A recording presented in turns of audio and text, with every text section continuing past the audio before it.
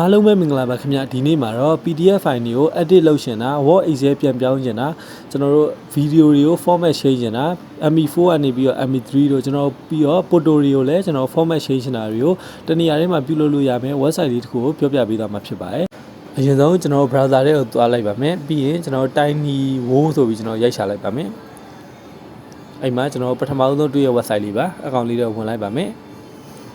အဲ့မှာဆိုရင်ကျွန်တော်တို့အောက်မှာဆိုရင်ကျွန်တော်တို့ကဒီမှာ PDF 2ဆိုရင်ကျွန်တော် PDF file တွေကိုပြုလုပ်တဲ့နေရာပါ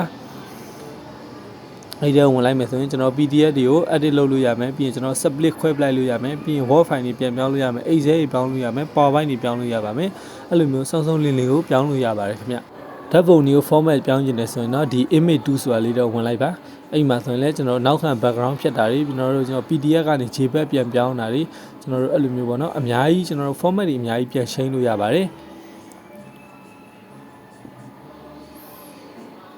ဗီဒီယို format change နေတယ်ဆိုရင်တော့ကျွန်တော်အဲ့ video 2ဆိုတာလေးတော့ထပ်ဝင်ပြီးတော့ကျွန်တော်တို့ MP3 change တာတွေ